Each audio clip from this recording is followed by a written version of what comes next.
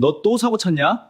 지갑 주인 올 때까지 거기 앉아서 조용히 기다려. 깡패 출신 청년이 수천만 원짜리 명품 지갑을 주워 경찰서에 가져왔어요. 주먹을 내려놓고 착실하게 살고 있었지만 세상은 여전히 그를 의심하고 있었죠. 형사가 지갑을 확인하는 순간 지갑 속 낡은 사진 한 장이 바닥으로 떨어졌습니다. 진짜 죽은 거라니까요. 근데 그 사진 왜 거기 있어요? 그거 나인데? 그때 경찰서 문이 열리며 한 여인이 뛰어들어왔습니다. 대한민국 굴지의 대기업 여회장이었죠. 명품 지갑에 눈길도 주지 않고 사진만 찾던 그녀는 청년의 그 한마디에 심장이 멈추는 듯 했습니다. 도대체 어떤 일이 있었던 걸까요? 사연 시작 전 구독과 좋아요, 그리고 댓글로 인생 나날과 함께 해주세요. 이 영상을 찾아주신 분들께 행운이 가득 깃들기를 바라겠습니다. 강남 한복판, 퇴근 시간이 한참 지난 저녁이었습니다. 경찰서 민원실 문이 벌컥 열리며 한 사내가 들어섰습니다. 공사 현장에서 온종일 시멘트 가루를 뒤집어 쓴 채 투박한 안전화가 바닥을 찍을 때마다 둔탁한 소리가 민원실 안을 울렸죠. 사내의 이름은 강상구. 33, 전과 2번의 건설 현장 일용직 노동자. 세상이 그에게 붙여준 꼬리표는 언제나 정과자였습니다. 상구의 거친 손에는 어울리지 않는 물건이 하나 들려 있었습니다. 검은 가죽 위에 금빛 로고가 선명하게 박힌 명품 지갑. 누가 봐도 수천만 원은 넘어 보이는 상구가 평생 벌어도 엄두도 못 낼 물건이었죠. 상구는 그 지갑을 민원 접수대 위에 조심스럽게 올려놓으며 입을 열었습니다. 저기요, 이거 길바닥에서 주웠는데요. 공사장 앞 횡단보도에 떨어져 있었어요. 상구의 말이 채 끝나기도 전에 접수대 너머 형사의 미간이 좁아졌습니다. 형사는 펜을 돌리던 손을 멈추고 고개를 천천히 들었죠. 그의 시선이 상구의 발끝에서부터 위로 훑어 올라갔습니다. 시멘트 가루가 하얗게 앉은 낡은 작업복, 손톱 밑까지 파고든 검은 흙먼지, 그리고 왼쪽 광대뼈부터 턱선까지 길게 그어진 오래된 흉터. 형사의 입꼬리가 비릿하게 올라갔습니다. 그도 그럴 것이 이 형사는 상구를 잘 알고 있었거든요. 이 관할에서 몇 년을 굴렀으니 상구의 전과 기록은 물론이고 어떤 패거리와 어울렸는지까지 환히 꿰고 있는 사람이었습니다. 형사에게 지금 눈앞에 서 있는 상구는 고마운 시민이 아니었습니다. 땀 냄새와 흙먼지를 풍기며 남의 명품 지갑을 들고 나타난 정가자. 그게 형사의 눈에 비친 전부였죠. 상구, 너 또 사고 쳤냐? 형사가 의자 등받이에 몸을 기대며 느릿느릿 말을 꺼냈습니다. 목소리에는 귀찮다는 기색과 의심이 반반씩 섞여 있었어요. 이번엔 어디서 훔친 거야? 아니, 누구 털다가 양심에 찔린 거냐? 그 한마디에 상구의 가슴 속에서 뜨거운 열불이 치밀었습니다. 주먹이 저도 모르게 꽉 쥐어졌죠. 하지만 상구는 이를 악물고 참았습니다. 여기서 화를 내면 또 자기만 손해라는 걸 뼈에 새길 만큼 새겨왔으니까요. 아니, 진짜 주운 거라니까요. 사람 말 좀 믿어봐요. 공사장 앞에 그냥 떨어져 있었다고요. 억울함에 목소리가 한 톤 높아졌지만 형사의 표정은 꿈쩍도 하지 않았습니다. 오히려 허리춤에 찬 수갑을 만지작거리며 의자에서 일어나더니 상구 쪽으로 턱을 까딱했습니다. 시끄러워. 너 저기 구석에 딱 앉아 있어. 형사가 민원실 한쪽 구석을 턱짓으로 가리켰습니다. 거기엔 스프링이 삐져나온 낡은 소파가 벽에 붙어 있었죠. 내가 지갑 주인한테 연락할 거니까 올 때까지 한 발짝도 움직이지 마. 돈 한 푼이라도 비면 너 오늘 바로 유치장애인 줄 알아. 상구는 억울함에 입술 안쪽을 깨물었습니다. 피 맛이 혀끝에 번지는 것도 느꼈죠. 하지만 할 수 있는 게 없었습니다. 정과자라는 낙인은 그런 거였어요. 똑같은 행동을 해도 남들은 칭찬받고 자기는 의심받는 그 보이지 않는 유리벽.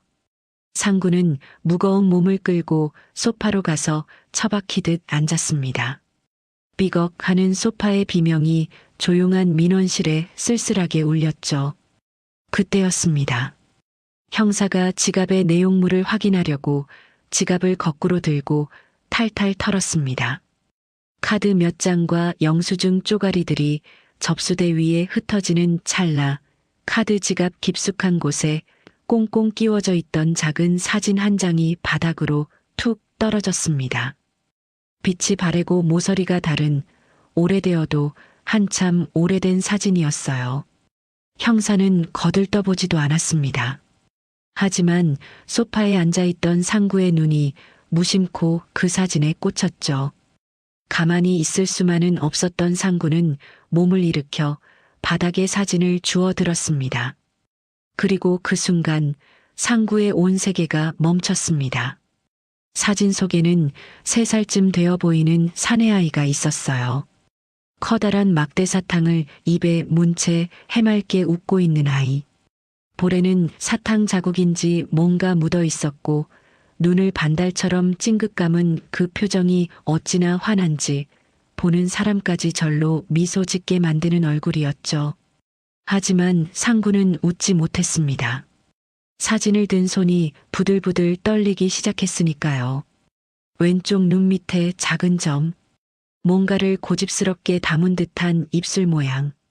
그것은 상구가 보육원을 퇴소할 때 원장 선생님한테 건네받았던 자신의 유일한 어린 시절 사진과 소름이 끼칠 정도로 똑같았습니다. 얼굴 생김새만이 아니었어요.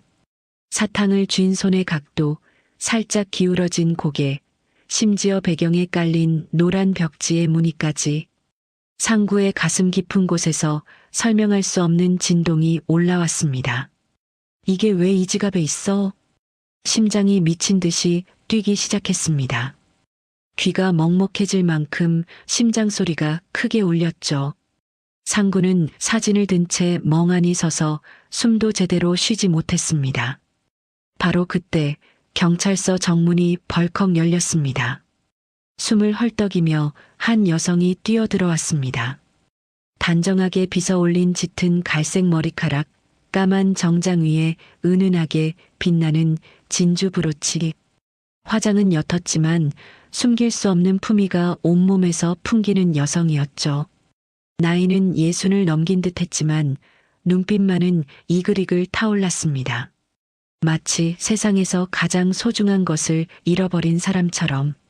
아이쿠, 가온그룹 회장님, 직접 오실 필요까지는 없으셨는데요. 형사가 벌떡 일어나며 굽실거렸습니다.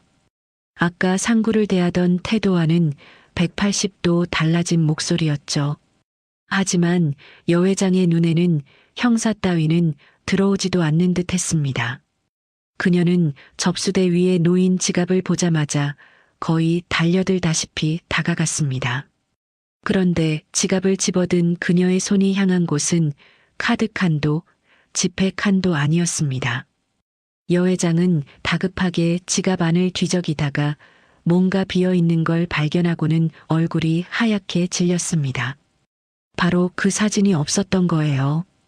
카드칸 깊숙이 늘 넣어두었던 그 작은 사진. 사진은요? 안에 사진이 있었는데. 여 회장의 목소리가 날카롭게 떨렸습니다. 돈은 안중에도 없었어요. 수천만 원어치 카드들이 멀쩡한데도 그녀의 눈에는 오직 그 작은 사진만 보이는 듯했죠. 아, 이거 말씀이시죠? 아까 바닥에 떨어져서 제가 보관하고 있었습니다. 형사가 해실해실 웃으며 뒤를 돌아봤습니다. 그런데 사진은 형사 손에 없었어요. 상구가 들고 있었으니까요. 형사가 상구에게 눈을 부릅떴습니다. 야, 그거 내놔. 상구는 사진을 내밀면서도 시선을 떼지 못했습니다. 형사가 낚아채듯 가져간 사진을 여 회장에게 건넸고 여 회장은 두 손으로 그 작은 사진을 받아 가슴에 꼭 안았습니다. 이 사진 무사했구나. 정말 다행이다. 여 회장의 눈에 눈물이 그렁그렁 고였습니다. 주름 깊은 손가락이 사진 위를 조심스럽게 쓸어내리는 그 모습에서 상구는 형언할 수 없는 감정이 쏟아져 올라오는 걸 느꼈습니다. 저 사진이 저 사람한테 얼마나 소중한 건지 그 떨리는 손끝만 봐도 알 수 있었으니까요. 상구는 자기도 모르게 소파에서 일어났습니다. 다리가 저절로 움직였어요. 형사가 거기 앉아 있으라니까 하고 소리쳤지만 상구의 귀에는 아무것도 들리지 않았습니다. 심장이 터질 것처럼 뛰는 소리만 온 세상을 가득 채우고 있었죠. 상구는 여 회장 앞에 멈춰서서 떨리는 목소리로 입을 열었습니다. 저기요, 아줌마. 여 회장이 고개를 들었습니다. 시멘트 가루 범벅인 사내의 얼굴과 그녀의 시선이 정면으로 부딪혔죠. 그 사진 속에 누구예요? 상구의 목소리가 떨리고 있었습니다. 감추려 해도 감출 수가 없었어요. 30년 넘게 살면서 어떤 주먹 앞에서도 떨리지 않았던 목소리가 이 작은 사진 한 장 앞에서 추풍낙엽처럼 흔들리고 있었습니다. 그거 나 같은데. 나 어릴 때랑 똑같은데. 그 한마디가 떨어지는 순간 경찰서 안의 모든 공기가 얼어붙었습니다. 형광등이 지직거리는 소리마저 멈춘 것 같았어요. 형사는 이 새끼가 또 사기를 치네 하며 상구의 팔을 거칠게 낚아챘습니다. 하지만 상구는 잡아끄는 힘에도 시선을 돌리지 않았어요. 오직 여 회장만 바라보고 있었습니다. 그리고 여 회장도 움직이지 못했습니다. 사진을 가슴에 안은 채 상구의 얼굴을 멍하니 올려다보고 있었죠. 낡은 작업복을 입은 거친 사내의 왼쪽 눈 밑에 사진 속 3살배기 아이와 같은 자리에 박힌 작은 점이 보였습니다. 여 회장의 입술이 파르르 떨렸습니다. 무언가 말을 하려는 듯 입이 벌어졌다 닫히기를 반복했지만 끝내 아무 소리도 나오지 않았어요. 시멘트 냄새를 풍기는 정과자와 진주 브로치를 단 여 회장. 같은 공간에 있는 것조차 어울리지 않는 두 사람의 시선이 형광등 불빛 아래서 실처럼 엉켜붙었습니다. 30년간 멈춰있던 운명의 톱니바퀴가 다시 돌아가기 시작했습니다. 과연 이 사진은 두 사람을 어떤 진실로 안내하게 될까요? 상구의 절박한 눈빛이 여 회장의 흔들리는 눈동자에 깊이 박힌 채 경찰서의 시간만 멈춰 있었습니다. 형사도 민원실 직원도 아무도 입을 열지 못하는 이상한 침묵이 흘렀습니다. 주위의 손이 아주 천천히 마치 무언가에 이끌리듯 상구의 얼굴 쪽으로 올라가고 있었습니다. 그 손끝이 상구의 왼쪽 눈 밑 작은 점이 박힌 바로 그 자리에 닿으려던 순간이었습니다. 회장님, 여기서 대체 뭘 하고 계신 겁니까? 경찰서 정문이 벌컥 열리며 날카로운 고함이 민원실 전체를 찢는 듯 했죠. 딱딱한 구두 굽이 바닥을 찍는 소리가 요란하게 울렸고 검은 코트를 걸친 장신의 남자가 성큼성큼 안으로 걸어 들어왔습니다. 가온그룹 이사 최기태, 주위의 사촌 오빠이자 그룹의 모든 실무를 쥐고 흔드는 실세 중의 실세였죠. 기태는 문을 열자마자 상황을 단숨에 읽어냈습니다. 사촌 동생이 시멘트 범벅인 정과자와 마주서서 눈물까지 글썽이고 있는 이 그림이 기태의 눈에는 한순간에 위험 신호로 잡혔던 겁니다. 기태는 주위와 상구 사이를 거칠게 가르며 여동생 앞을 가로막았습니다. 그러고는 상구를 위에서 아래로 천천히 훑어보았죠. 시멘트 가루가 앉은 작업복, 갈라진 손톱, 얼굴에 오래된 흉터, 기태의 입꼬리가 비릿하게 올라갔습니다. 벌레를 밟기 직전의 표정이었어요. 어디서 이런 질 나쁜 놈이 감히 회장님께 사기를 쳐? 기태의 목소리는 낮았지만 민원실 구석구석까지 쩌렁쩌렁 울렸습니다. 그는 고개도 돌리지 않은 채 형사를 향해 턱짓을 했죠. 형사님, 이 자식 당장 안 치우고 뭐합니까? 아까까지 상구를 구석에 앉혀놓고 거들먹거리던 형사가 기태 앞에서는 곧바로 움츠러들었습니다. 가온그룹이라는 이름의 무게를 모를 리 없었으니까요. 야, 너 됐으니까 이제 그만 나가. 상구는 형사의 손을 뿌리치며 소리쳤습니다. 아니, 사기가 아니라 진짜라니까요. 사진 속 애가 나랑 똑같다고요. 눈 밑에 점도 같은 자리에 있고 입 모양도 얼굴 생김새도 전부 다. 상구의 목소리가 갈라졌습니다. 억울함과 절박함이 뒤엉킨 외침이었지만 기태는 눈 하나 깜짝하지 않았어요. 오히려 한 발 더 다가서며 상구를 내려다보았죠. 기태는 키가 컸고 코끝에 걸친 고급 안경테 너머로 상구를 바라보는 눈빛은 사람을 사람으로 보지 않는 차가움 그 자체였습니다. 너 같은 놈들 한두 번 본 줄 알아? 기태가 느릿느릿 말하며 안주머니에 손을 집어넣었습니다. 꺼낸 것은 수표 몇 장이었어요. 은행 수표, 액수가 적지 않은 금액이었죠. 기태는 그 수표를 부채처럼 펼쳐 보이더니 상구의 가슴팍에 툭 치듯 던졌습니다. 종이장들이 허공에서 나풀거리다 하나씩 바닥으로 떨어졌죠. 지갑 주워준 값은 이걸로 충분할 테니 이 돈 들고 당장 꺼져. 다시는 우리 눈앞에 나타날 생각 마라. 수표가 상구의 발치에 흩어졌습니다. 한 장은 상구의 안전화 위에 걸쳐졌고 한 장은 민원실 바닥에 먼지와 뒤섞여 뒹굴었죠. 상구는 돈을 쳐다보지 않았습니다. 고개를 들어 기태의 눈을 똑바로 마주했어요. 그 눈빛 속에 담긴 것은 분노가 아니었습니다. 돈 몇 푼에 자기의 존재 자체를 지워버리려는 그 서늘한 경멸. 그게 상구의 심장을 칼로 긋는 것처럼 아팠습니다. 너 같은 건 돈 몇 푼이면 처리되는 존재라고 말하는 그 눈빛. 상구는 평생을 그런 눈빛 속에서 살아왔지만 오늘따라 유독 그 시선이 뼛속까지 스며들었습니다. 어쩌면 태어나서 처음으로 자기가 누구인지 알 수 있을지도 모른다는 희망을 품었기 때문인지도 모릅니다. 그 희망이 컸던 만큼 짓밟혔을 때의 아픔도 컸던 거죠. 상구는 형사의 손을 뿌리치고 주위를 향해 돌아섰습니다. 두 눈에 핏줄이 서도록 여회장을 똑바로 응시했습니다. 말하고 싶었어요. 제발 한 번만 내 말을 들어달라고, 나를 좀 봐달라고.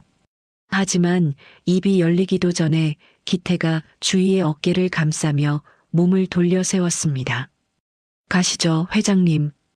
이런 데서 이런 놈한테 시간 낭비하실 필요 없습니다. 주인은 기태의 손에 이끌려 출입문 쪽으로 발을 옮겼습니다. 한 걸음, 두 걸음. 그녀의 등이 점점 멀어졌죠. 상구는 그 뒷모습을 보며 소리를 지르고 싶었지만 목구멍이 꽉 막힌 것처럼 아무 소리도 나오지 않았습니다. 주희가 문 앞에서 잠깐 멈칫했습니다. 고개를 반쯤 돌려 상구 쪽을 힐끗 바라보는 듯 했지만 기태가 빨리 나가시죠라며 등을 밀자 그대로 문 밖으로 사라졌습니다. 철컥. 유리문이 닫히는 소리가 경찰서 안에 메아리 쳤습니다. 상구는 닫힌 문 앞에 멍하니 서 있었습니다. 발밑에는 아까 기태가 던진 수표들이 흩어져 있었지만 죽고 싶은 마음은 손톱만큼도 없었어요. 상구는 난생 처음 느껴보는 종류의 비참함에 주먹을 꽉 쥐었습니다. 맞아서 아픈 게 아니었습니다. 무시당해서 아픈 것도 아니었어요. 태어나서 처음으로 나일 수도 있는 무언가를 발견했는데 그걸 확인할 기회조차 얻지 못한 채 문전박대를 당한 거잖아요. 그게 온몸의 뼈를 으스러뜨리는 것보다 더 아팠습니다. 형사가 뒤에서 야, 수표 안 가져가. 그것도 돈인데 하며 킬킬거렸지만 상구의 귀에는 아무것도 들리지 않았습니다. 그저 닫힌 유리문 너머로 사라지던 여 회장의 뒷모습만 망막에 박혀 있을 뿐이었죠. 같은 시각 경찰서 앞에 세워진 검은색 세단 안. 기태는 운전석 뒤에 깊숙이 몸을 묻고 주희에게 말을 건넸습니다. 목소리는 놀라울 만큼 부드러웠어요. 아까 경찰서 안에서 상구에게 쏟아내던 살기 어린 목소리와는 완전히 다른 걱정 가득한 친척 오빠의 목소리였죠. 회장님, 요즘 기력이 많이 약해지셨습니다. 그러니까 저런 놈들한테 쉽게 휘둘리시는 거예요. 기태는 안경을 벗어 렌즈를 닦으며 조심스럽게 덧붙였습니다. 아까 그 깡패놈, 제가 확실히 처리해 드릴 테니 잊으세요. 회장님은 마음 편하게 쉬시기만 하면 됩니다. 주인은 아무 대답도 하지 않았습니다. 창밖을 바라보는 그녀의 시선은 초점을 잃은 채 먼 곳을 헤매고 있었죠. 손에는 아직도 그 작은 사진이 꼭 쥐어져 있었습니다. 기태는 주위의 반응을 살피다가 고개를 돌렸습니다. 그의 시선이 백미러에 닿았죠. 거울 속에 비친 것은 경찰서 유리문 너머 여전히 멍하니 서 있는 상구의 모습이었습니다. 기태의 눈빛이 순간적으로 바뀌었습니다. 주희에게 보여주던 인자함은 흔적도 없이 사라지고 그 자리를 차갑고 날카로운 살기가 채웠죠. 기태는 조수석의 비서에게 고개를 기울이며 낮게 응조렸습니다. 주희의 귀에는 들리지 않을 만큼 작은 목소리였어요.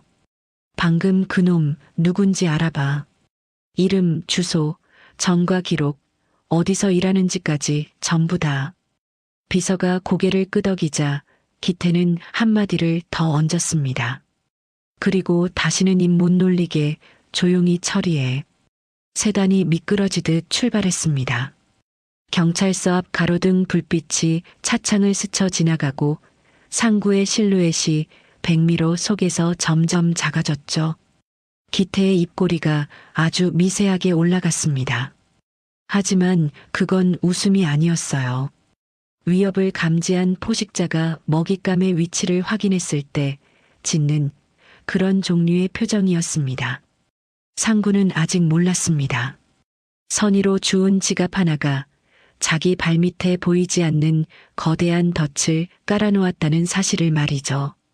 다음 날 새벽 5시, 아직 해가 뜨기 한참 전 자욱한 안개가 거리를 덮고 있었습니다. 상구는 평소처럼 공사 현장으로 향하고 있었죠. 어젯밤은 한숨도 못 잤습니다. 경찰서에서 당한 수모가 눈을 감을 때마다 되살아났거든요. 수표가 가슴팍에 부딪히던 감촉, 벌레를 보듯 내려다보던 그 남자의 눈빛, 그리고 유리문 너머로 사라지던 여회장의 뒷모습까지. 뒤척이다 결국 새벽 4시에 일어나 찬물로 얼굴을 벅벅 씻었습니다. 거울 속의 자기 얼굴은 충혈된 눈에 부은 눈두덩이까지 영락없이 길거리에서 하룻밤 보낸 사람 꼴이었죠. 그래, 잊자. 꿈꾼 셈 치자. 깡패 소리 안 들으려면 땀 흘려 벌어야지. 내 밑에 있는 동생들한테도 떳떳한 형이 되어야 해. 상구는 낡은 안전모를 집어들고 현장으로 발걸음을 옮겼습니다. 안개가 짙어서 10발짝 앞도 제대로 안 보였지만 이 길은 매일 걷는 길이라 눈을 감아도 갈 수 있었어요. 공사 현장 입구에 도착해서 안전모 끈을 조이려던 그때 낯익은 실루엣이 앞을 가로막았습니다. 현장 소장이었습니다. 평소 같으면 상구야, 일찍 왔네 하며 허허 웃던 사람인데 오늘은 표정이 달랐어요. 입을 꾹 다문 채 상구의 눈도 제대로 못 마주치고 있었습니다. 소장님, 안녕하세요. 오늘 좀 일찍 왔습니다. 상구가 먼저 인사를 건넸지만 소장은 대답 대신 길게 한숨을 내쉬었습니다. 그러더니 주머니에서 종이 한 장을 꺼내 상구 앞에 내밀었죠. 상구야, 너 오늘부터 나오지 마라. 짐 챙겨서 가. 상구의 발이 그 자리에 얼어붙었습니다. 뭐라고요? 귀를 의심했습니다. 어제까지만 해도 다음 주 콘크리트 타설 때 내가 제일 필요하다고 했던 사람이 갑자기 나오지 말라니. 상구는 멍한 얼굴로 소장을 바라봤습니다. 소장님, 그게 무슨 말씀이세요? 제가 뭐 잘못한 거라도 있습니까? 소장은 여전히 상구의 눈을 피했습니다. 안전모를 벗어든 손이 미세하게 떨리고 있었죠. 한참을 망설이던 소장이 다시 입을 열었습니다. 너 정가 있는 거 왜 숨겼어? 상구의 숨이 턱 막혔습니다. 우리 위에서 압력이 내려왔다. 너 같은 놈 쓰고 있으면 우리한테 일감 하나도 안 주겠다는데 내가 무슨 힘이 있냐? 소장의 목소리에는 미안함이 묻어 있었지만 그 미안함이 상구를 지켜주지는 못했습니다. 상구는 머리를 한 대 세게 엇맞은 것처럼 멍해졌습니다. 전과 기록은 사실이니 숨겼다는 말에 반박할 수도 없었어요. 하지만 이건 아무리 생각해도 이상했습니다. 어제까지 아무 문제 없이 일하던 사람을 하루아침에 내쫓으라는 압력이라니. 위라니요? 누가 그런 압력을 넣은 겁니까? 상구의 물음에 소장이 무겁게 입을 열었습니다. 가온그룹. 거기서 직접 연락이 왔어. 그 이름을 듣는 순간 상구의 눈앞에 어젯밤 경찰서의 장면이 번개처럼 스쳤습니다. 검은 코트, 고급 안경테, 수표를 던지던 그 거만한 손. 가온그룹 이사 최기태. 그놈이었습니다. 너 하나 때문에 우리 수십 명 밥줄 끊길 판인데 제발 좋게 가라. 나도 어쩔 수가 없다. 소장이 마지막으로 그 한마디를 남기고 고개를 돌렸습니다. 상구는 내밀어진 서류를 받아들지 않았어요. 받아들 수가 없었습니다. 손에 힘이 들어가지 않았으니까요. 서류가 바람에 날려 상구의 안전화 위에 사뿐히 내려앉았습니다. 상구는 주먹을 꽉 쥐었습니다. 부들부들 떨렸죠. 사실 상구는 처음부터 거친 남자가 아니었습니다. 보육원 시절 그는 누구보다 착하고 공부도 잘하는 아이였어요. 원장 선생님이 이 아이는 장학금 받고 대학 갈 수 있을 거예요 라고 말할 정도였죠. 하지만 보육원 바깥 세상은 친절하지 않았습니다. 동네 불량배들이 보육원 동생들을 상습적으로 괴롭혔어요. 돈을 빼앗고 때리고 부모 없는 아이라고 놀려댔죠. 상구가 처음 주먹을 휘두른 건 15살 때였습니다. 동생 하나가 코뼈가 부러져서 피를 쏟으며 돌아온 날이었어요. 상구는 불량배 셋을 찾아가 몽둥이를 들었고 그날 이후로 동생들을 건드리는 놈은 사라졌습니다. 하지만 상구에게 돌아온 건 정당방위가 아니라 폭력 전가였어요. 부모 없는 고아가 먼저 때렸다고 그게 세상의 판결이었습니다. 그 뒤로 아무리 정직하게 살려 해도 사회는 상구를 받아주지 않았어요. 이력서에 전과 기록이 찍혀 있으면 면접 기회조차 주지 않았고 간신히 들어간 일자리에서도 뭔가 없어지면 가장 먼저 의심받는 건 늘 상구였죠. 결국 그는 스스로 험악한 길을 택해야 했습니다. 자기 자신과 보육원 동생들을 지키기 위해 아무도 함부로 건드리지 못하는 사람이 되어야 했으니까요. 그렇게 깡패가 되었고 정과는 2번으로 늘었습니다. 하지만 이제 그는 달라졌습니다. 더 이상 어둠 속에 있고 싶지 않았어요. 주먹 대신 삽을 들었고 골목 대신 공사 현장에서 땀을 흘렸죠. 다시는 동생들한테 부끄러운 형이 되지 않겠다고 이 악물고 버텨왔던 겁니다. 그런데 지갑 하나 찾아준 대가가 고작 이거라니. 겨우 일어선 삶의 터전을 하루아침에 빼앗기는 것이라니. 단순히 사기꾼 취급하는 게 아니었어. 이 새끼들 나를 아예 매장시키려고 작정을 했구나. 그리고 그 순간 상구의 머릿속에 한 가지 생각이 스쳤습니다. 만약 자기가 그 집안과 아무 상관도 없는 사람이었다면 대기업 이사가 이렇게까지 할 이유가 없잖아요. 지갑 주워준 행인 하나를 직장에서 잘리게 만들 만큼 집요하게 움직일 이유가 뭐가 있겠어요. 뭔가 감추고 싶은 게 있는 거였습니다. 상구의 눈빛이 변했습니다. 비참함이 걷히고 그 자리를 서늘한 살기가 채웠죠. 공사장을 빠져나온 상구는 주차장에 세워둔 낡은 트럭에 올라탔습니다. 운전석에 앉자마자 운전대를 두 주먹으로 내려쳤습니다. 쿵 하는 둔탁한 소리가 차 안에 울렸죠. 상구는 오랫동안 들여다보지 않았던 휴대폰 연락처를 뒤졌습니다. 화면을 한참 스크롤하다 어느 이름에서 손가락이 멈췄죠. 전화를 걸자 2번 만에 상대가 받았습니다. 나다. 애들 좀 모아라. 나 뒤통수 제대로 맞았거든. 1시간 뒤 강남 뒷골목의 허름한 당구장. 오전이라 손님은 아무도 없었지만 좁은 공간에 사내 대여섯이 모여들자 공기가 달라졌습니다. 검은 정장의 짧은 머리, 매서운 눈매의 사내들. 상구가 밑바닥 생활을 할 때 그를 친형처럼 따랐던 보육원 출신 동생들이었습니다. 상구가 건설 현장으로 떠난 뒤에도 이 동생들은 상구의 안부를 물었고 상구도 한 달에 한 번씩은 밥을 사며 안부를 챙겼죠. 그런 형이 갑자기 모여라를 외쳤으니 누구 하나 빠지지 않고 달려온 겁니다. 형님, 드디어 복귀하시는 겁니까? 맨 앞줄에 앉은 동생이 눈을 빛내며 물었습니다. 상구가 고개를 저었죠. 아니, 이번엔 깡패짓 하려는 게 아니야. 상구는 당구대에 기대어 동생들의 얼굴을 하나하나 훑어보았습니다. 그러고는 주머니에서 보육원 시절 받았던 자기 사진을 꺼내 당구대 위에 올려놓았어요. 내가 누군지 좀 알아야겠어서 그런다. 상구는 어제 경찰서에서 벌어진 일을 처음부터 끝까지 들려주었습니다.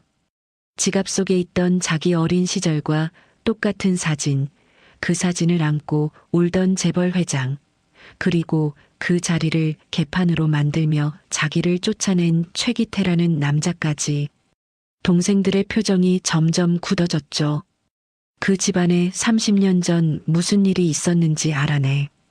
그 여자 회장이 왜 내 사진을 지갑에 넣고 다녔는지, 그리고 어제 그놈이 왜 나를 그렇게까지 밟으려 드는 건지. 하나도 빠짐없이 전부 찾아내. 상구의 목소리는 낮았지만 당구장 안의 공기를 짓누를 만큼 무거웠습니다. 동생들이 일제히 고개를 끄덕였죠. 평생 억울함만 삼키며 살아왔던 상구의 반격이 이 허름한 당구장에서 조용히 시작되었습니다. 같은 시각 기태는 서재에 앉아 비서의 보고를 받고 있었습니다. 비서가 태블릿 화면을 넘기며 말했죠. 강상구 건설 현장에서 오늘 아침부로 해고 처리되었습니다. 기태는 가죽 의자에 깊숙이 몸을 묻으며 만족스러운 표정을 지었습니다. 좋아. 이제 알아서 꽁무니 빼겠지. 밑바닥 놈들은 밥줄 끊기면 다른 건 생각도 못하는 법이야. 기태는 찻잔을 들며 입꼬리를 올렸습니다. 모든 게 자기 손바닥 안에서 돌아가고 있다는 확신에 가득 찬 얼굴이었죠. 하지만 기태는 몰랐습니다. 자기가 밟아 없애려 한 그 정과자가 지금 이 순간 동생 6을 모아놓고 가온그룹의 뒤를 파기 시작했다는 사실을 말이에요. 잠자고 있던 사자의 꼬리를 밟았다는 것을 기태는 아직 알지 못했습니다. 며칠 후 강남 부촌 깊숙한 곳에 자리한 가온그룹 여회장의 저택. 바깥에서 보면 이 집은 그야말로 궁전이었습니다. 높은 담장 너머로 정원수가 가지런히 다듬어져 있었고 현관까지 이어지는 돌길 양옆에는 철마다 꽃이 바뀌었죠. 하지만 그 화려한 껍데기 안쪽 주위의 침실은 전혀 다른 세계였습니다. 커튼이 단단히 쳐진 창문 사이로 햇살 한 줄기도 들어오지 못하고 있었어요. 천장에 샹들리에가 은은한 빛을 내리고 있었지만 그 빛마저 방 안에 깔린 무거운 공기에 짓눌려 바닥까지 내려오지 못하는 것 같았습니다. 주인은 침대 머리맡에 기대앉아 멍하니 있었죠. 주희의 손에는 그 작은 사진이 들려 있었습니다. 지갑 속에 30년간 품고 다니던 3살배기 아들의 사진. 주름진 손가락이 사진 위를 느릿느릿 쓸어내렸습니다. 마치 사진 속 아이의 볼을 만지듯이요. 경찰서에서 있었던 일이 머릿속에서 떠나지 않았습니다. 시멘트 가루를 뒤집어 쓴 그 거친 청년의 얼굴, 나 같은데라고 외치던 그 떨리는 목소리. 눈을 감으면 환청처럼 귓가에 맴돌았어요. 정말 내 성재일까? 죽었다던 내 아이가 정말 살아 돌아온 걸까?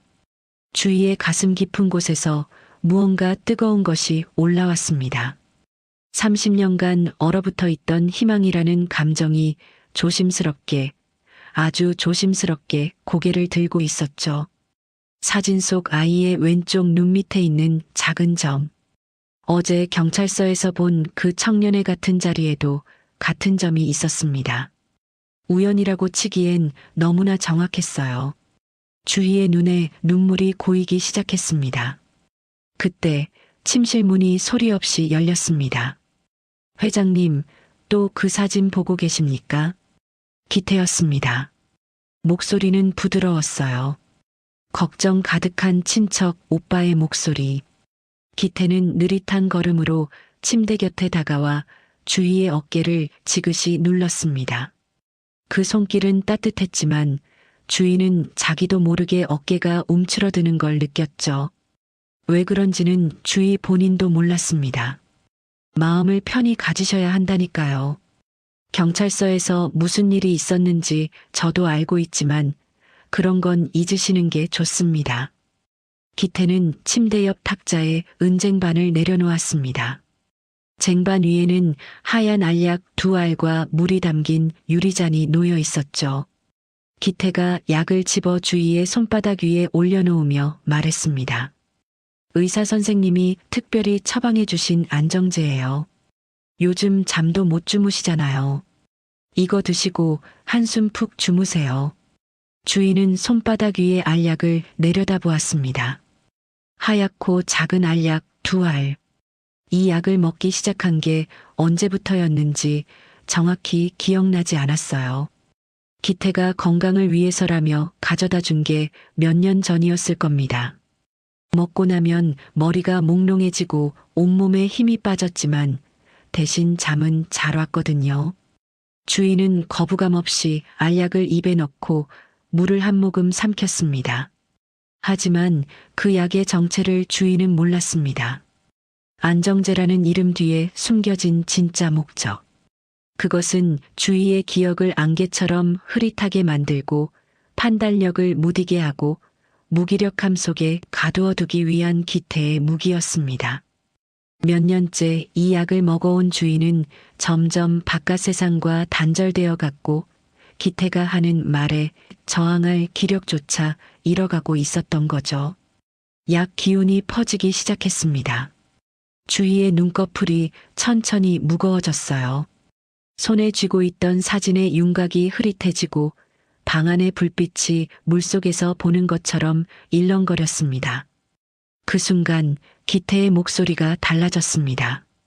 아까까지의 부드러움은 온데간데 없이 사라지고 낮고 서늘한 톤이 주희의 귓가를 파고들었죠. 회장님, 잊으셨어요? 기태가 침대 곁에 허리를 숙이며 주희의 귀에 가까이 다가갔습니다.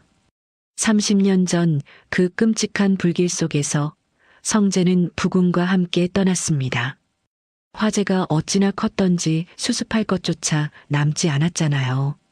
제가 직접 나서서 겨우 남은 유골을 수습해서 제 손으로 보내주기까지 했잖습니까? 주희의 이마에 주름이 깊어졌습니다. 괴로운 듯 고개를 저었지만 약에 잠식당한 몸은 제대로 움직여지지 않았어요. 기태는 멈추지 않았습니다. 경찰서에서 본 그 남자, 그놈은 회장님 재산을 노리고 접근한 사기꾼일 뿐입니다. 요즘 그런 놈들이 얼마나 많은데요. 사전에 정보를 빼내서 약점을 파고드는 거예요. 죽은 성재를 모욕하는 놈한테 휘둘리시면 안 됩니다. 기태의 목소리가 한층 더 낮아졌습니다. 마치 자장가처럼 느릿느릿하지만 그 안에 담긴 내용은 칼날처럼 잔인했죠. 성재는 절대로 살아 돌아올 수 없어요. 회장님도 알고 계시잖아요. 그때 제가 직접 확인했습니다. 불길이 너무 거셌어요. 아무도 그 안에서 살아나올 수 없었습니다. 주위의 눈동자가 서서히 초점을 잃어갔습니다. 약 기운이 온몸을 적시며 의지를 녹여내고 있었어요. 입술이 달싹거리더니 힘없는 목소리가 새어나왔습니다. 그래, 성재는 죽었지. 내 아들은 없지. 기태의 입꼬리가 아주 미세하게 올라갔습니다. 만족스러운 하지만 어디까지나 주위의 눈에는 보이지 않을 정도의 미소였죠. 기태는 조용히 몸을 일으켜 침실 문 쪽으로 걸어갔습니다. 문 밖에서 대기하고 있던 비서에게 고개를 까딱이며 낮은 목소리로 지시했죠. 회장님 정신이 더 맑아지기 전에 준비해. 내일 당장 요양원으로 모신다. 외부인 접촉은 철저히 차단하고 전화도 안 되게 해. 누구도 회장님을 만날 수 없게 만들어. 비서가 고개를 숙이며 수첩에 뭔가를 적었습니다. 기태는 마지막으로 침실 안을 돌아보았어요. 약 기운에 눈을 감아가는 주위의 모습이 보였죠. 사진을 가슴에 안은 채 잠들어가는 그 모습을 확인하고서야 기태는 문을 닫았습니다. 복도를 걸어나가는 기태의 표정에는 이제 인자함의 흔적도 남아있지 않았어요. 대신 그 자리를 차지한 것은 모든 것을 계산대로 움직이는 자의 차가운 자부심이었습니다. 기태에게 주인은 사촌 동생이기 전에 가온그룹이라는 거대한 성의 열쇠를 쥐고 있는 존재였습니다. 남편과 아들이 사라진 뒤 홀로 남은 주위가 의지할 곳은 오직 자기뿐이었고 그 의존 위에 기태는 30년간 그룹의 실권을 쌓아 올려왔던 거죠. 그런데 느닷없이 나타난 정과자 하나가 그 구조를 위협하고 있었습니다. 기태로서는 절대로 허물어뜨릴 수 없는 벽이었어요. 하지만 굳게 닫힌 침실 안에서 한 가지 일이 벌어지고 있었습니다. 약 기운에 깊이 잠겨가던 주위의 손가락 끝이 미세하게 떨리고 있었어요. 의식은 거의 꺼져가고 있었지만 가슴에 안긴 사진 위의 손가락만은 놓지 않고 있었습니다. 무의식 깊은 곳에서 경찰서에서 거친 손으로 지갑을 건네주던 그 청년의 온기가 아직 사라지지 않은 듯했죠. 기태가 아무리 죽었다고 되뇌어도 어머니의 심장 밑바닥 어딘가에서는 이미 알고 있었는지도 모릅니다. 살아있다는 것을요. 다음 날 아침 7시 안개가 아직 거치지 않은 부촌의 거리는 고요했습니다. 간간히 조깅하는 주민 몇 명이 지나갈 뿐 높은 담장 뒤의 저택들은 하나같이 적막에 잠겨 있었죠. 그 고요한 아침 가온그룹 여회장의 저택 대문이 열렸습니다. 주인은 영문도 모른 채 비서 2명의 안내를 받으며 현관을 나서고 있었습니다. 어젯밤 약 기운에 골아떨어진 뒤 아침에 눈을 떴더니 비서들이 이미 짐을 싸놓고 기다리고 있었던 거예요.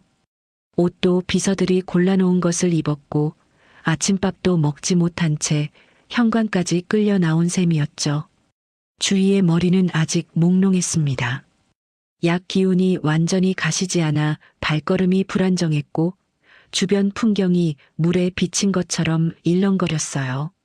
마당에 발을 내디딘 주위의 눈이 커졌습니다. 평소 타던 검은색 세단이 아니라 유리창이 짙게 틴팅된 거대한 밴 한 대가 시동을 켠 채 대기하고 있었거든요. 뒷좌석 문이 이미 활짝 열려 있었고 낯선 남자 2명이 차 양옆에 서 있었습니다. 이게 다 뭡니까? 어디를 간다는 거예요? 주위의 당혹스러운 물음에 대답한 것은 비서가 아니었습니다.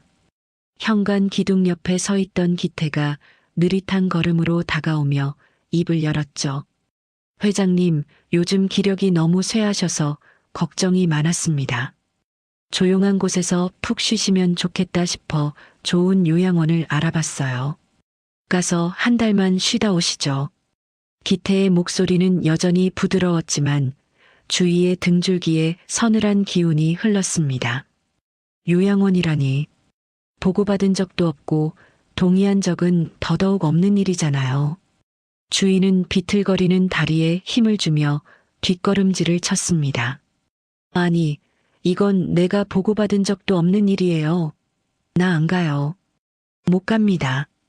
주희가 목소리를 높이자 기태의 표정이 미묘하게 변했습니다. 입꼬리에 걸려있던 미소가 사라지고 차가운 무표정이 그 자리를 채웠죠. 기태가 낮은 목소리로 말했습니다. 판단력이 점점 흐려지셔서 그런 말씀을 하시는 겁니다. 다 건강을 위한 거니까 고집 피우지 마십시오. 그 말이 끝나자 양옆의 비서들이 한 발씩 주희에게 다가섰습니다. 주희가 뒤로 물러서려 했지만 등 뒤에는 이미 또 다른 비서가 서 있었어요. 삼면이 막혀버린 겁니다. 기태가 턱짓을 하자 비서들이 주희의 양팔을 잡고 벤 쪽으로 이끌기 시작했습니다. 안 간다니까요. 놓으세요. 주희가 버둥거렸지만 약 기운이 채 가시지 않은 몸은 말을 듣지 않았습니다. 비서들의 소나기에서 팔이 빠지지 않았어요. 주희는 다급하게 벤에 열린 문짝을 두 손으로 붙잡고 버텼습니다. 손가락 마디가 하얗게 변할 만큼 힘을 줬지만 비서 한 명이 그 손을 하나씩 떼어내려 했죠. 도와주세요. 주희가 길 건너를 향해 소리쳤습니다. 마침 담장 너머 도로에서 조깅하던 주민 두세 명이 고개를 돌렸어요. 하지만 그뿐이었습니다. 가온그룹 회장 저택에서 무슨 일이 벌어지는지 보면서도 아무도 발길을 옮기지 않았죠. 정원사와 경비원들도 마찬가지였습니다. 기태의 위세 아래에서 수년간 월급을 받아온 사람들이 나설 리가 없었어요. 그들은 그저 고개를 숙이고 못 본 척할 뿐이었습니다. 전 안 간다니까요. 누가 좀 도와주세요. 주위의 외침이 안개 낀 아침 공기 속으로 흩어졌습니다. 아무도 오지 않았어요. 비서들이 주위의 몸을 벤 안으로 밀어 넣으려 하고 주위는 문짝을 잡은 채 필사적으로 버티고 기태는 팔짱을 낀 채 그 광경을 무표정하게 지켜보고 있었습니다. 주희의 눈에 눈물이 차올랐습니다. 대한민국 굴지의 대기업 회장이 자기 집 마당에서 끌려가면서도 아무도 도와주지 않는 이 비참한 현실. 주희는 생전 처음으로 자기가 이 화려한 저택의 주인이 아니라 죄수였다는 사실을 깨달았습니다. 바로 그 순간이었습니다. 아, 너희 지금 뭐 하는 거야? 아침 공기를 찢는 우렁찬 고함이 터져나왔습니다. 저택 담장 모퉁이에서 한 사내가 전력으로 뛰어오고 있었어요. 낡은 작업복에 안전화를 신은 상구였습니다. 동생들이 며칠간 수소문에 알아낸 여 회장의 저택 주소. 상구는 이른 새벽부터 저택 근처를 서성이며 안쪽 동향을 살피고 있었던 거죠. 멀리서 주희가 비서들에게 끌려가는 모습을 목격하는 순간 상구의 눈이 뒤집혔습니다. 상구가 달려들었습니다. 주희의 팔을 잡고 있던 비서의 손목을 거칠게 쳐냈고 다른 한 명이 막아서려 하자 어깨로 밀어붙여 넘어뜨렸죠. 깡패 시절 다져진 몸이었습니다. 비서 2명 정도는 상대도 되지 않았어요. 순식간에 비서들을 물리친 상구가 주희의 앞에 벽처럼 섰습니다. 주희는 갑자기 벌어진 상황에 넋이 나간 채 상구의 등을 바라보았습니다. 넓은 어깨, 시멘트 냄새가 배인 작업복. 며칠 전 경찰서에서 나 같은 데라고 외치던 바로 그 사내의 등이었죠. 주희의 떨리는 손이 저도 모르게 뻗어나가 상구의 작업복 소매를 꽉 움켜잡았습니다. 상구가 고개를 돌려 주위의 눈을 똑바로 바라보았습니다. 경찰서에서 본 그 절박한 눈빛은 여전했지만 오늘은 거기에 단단한 결의가 더해져 있었어요. 상구가 낮은 목소리로 말했습니다. 아줌마 안 가고 싶죠? 그럼 내 뒤에 와요. 그 한마디에 주위의 몸이 얼었습니다. 30년간 아무도 해주지 않았던 말이었거든요. 싫으면 안 가도 된다고, 내가 막아줄 테니 내 뒤에 서라고. 주인은 대답 대신 상구의 소매를 더 꽉 쥐었습니다. 상구가 주위를 자기 등 뒤로 감추자 기태의 얼굴이 사색으로 변했습니다. 이 깡패놈이 여기가 어디라고. 당장 회장님 놓고 꺼지지 못해? 기태가 소리쳤지만 상구는 눈 하나 깜짝하지 않았습니다. 오히려 기태가 아닌 주변을 향해 더 크게 목소리를 높였죠. 이것 보세요. 다들 보고 계시죠? 이 양반들이 싫다는 사람을 강제로 차에 태우려고 합니다.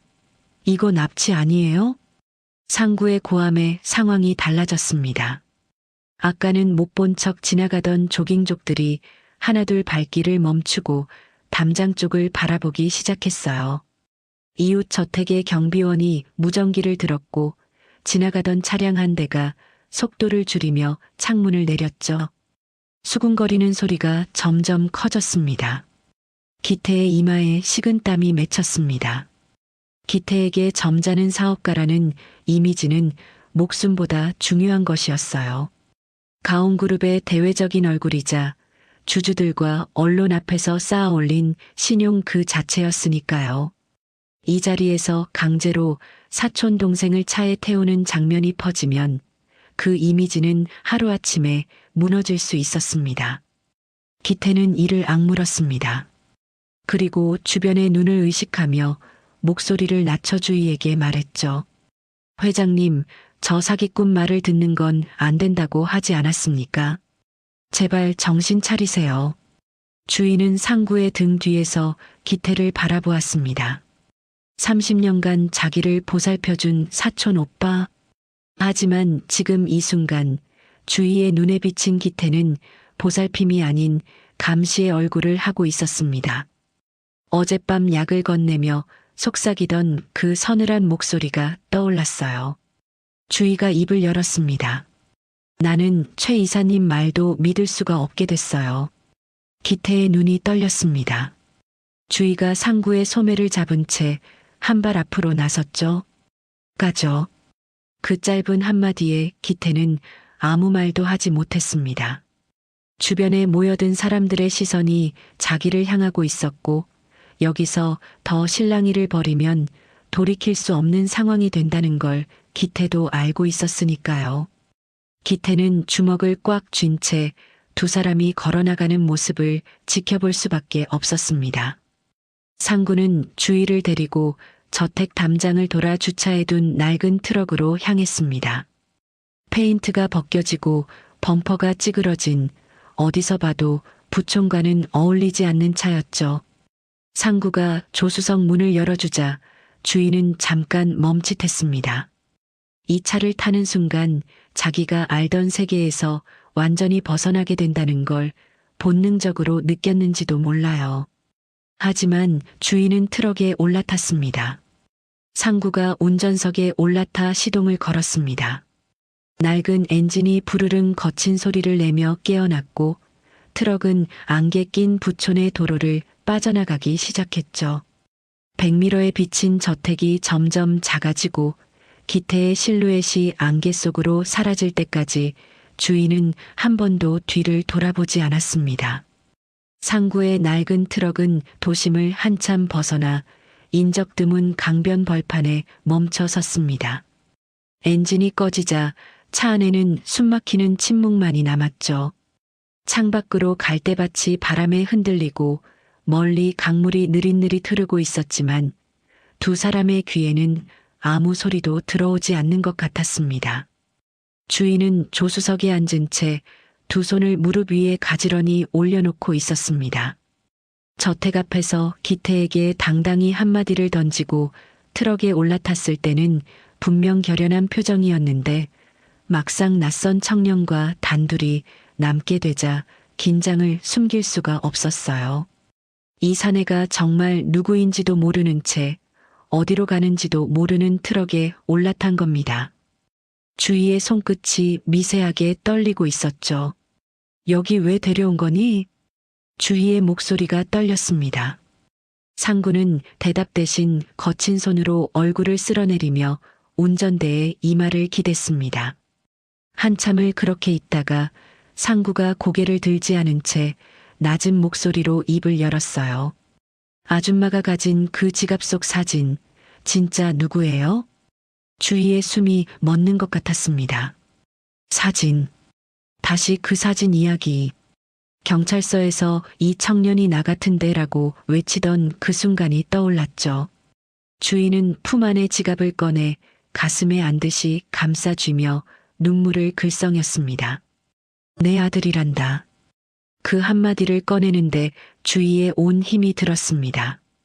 목소리가 갈라지고 입술이 떨렸지만 주희는 끝까지 말을 이었어요. 30년 전 그 끔찍한 화재로 남편과 함께 떠나보낸 내 전부였던 아이. 3살이었어. 엄마라는 말을 이제 막 배웠던 아이였는데 주희의 음성이 점점 작아졌습니다.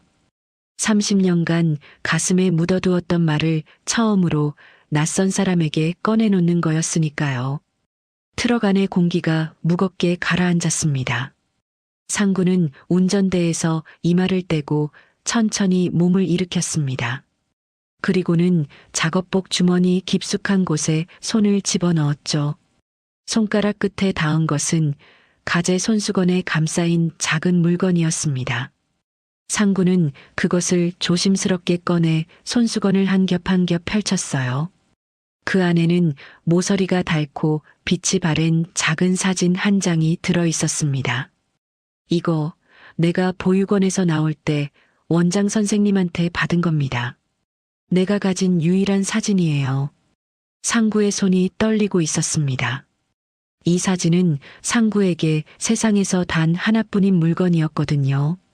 부모가 누군지도 어디서 왔는지도 모른 채 보육원에서 자란 상구에게 이 빛바랜 사진 한 장이 자기가 존재했다는 유일한 증거였으니까요.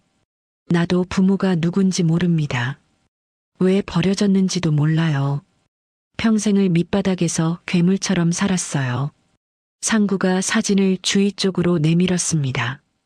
주희는 떨리는 손으로 그 사진을 받아들었죠.